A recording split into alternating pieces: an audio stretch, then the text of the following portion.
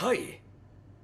ผมเลยออกไปสูดอากาศแล้วขีดก็มาจอดรถ พี่ชายฉันตายตั้งแต่เด็กเขาเป็นเพื่อนซีฉันเลย ฉันแค่อยากเห็นว่าเขาโตมาเป็นยังไง แล้วแกเจอคริสลูกอีกคนของฉันได้ไง เขาย่องมาข้างหลังตอนผมอยู่ในห้องนอนเขา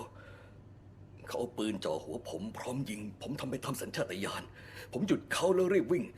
ผมพยายามหนีแล้ว ผมไม่ได้อยากฆ่าเขา แกฆ่าน้องชายฉันตาย คิดตั้งสติก่อนแกสัญญาแล้วนะ ฉันขอโทษ ไอ้เฮียเราปล่อยมันไม่ได้นะพ่อ คิดหยุดเลย เขาขึ้นคร่อมกำลังจะฆ่าผม ผมเห็นปุ่มไอพ่นบนชุดเขาก็เลย กดเลย เขาก็พุ่งไปอัดเข้ากับไอ้แท่งแหลมๆที่ยื่นออกมาจากห้องควอนตัม งั้นก็อุบัติเหตุ ตายแน่ แล้วกลับมาทำไมอีก ผมอยากรับรู้ความรู้สึกของการมีครอบครัว รักเด้อ รักแกด้วย เออ เธอ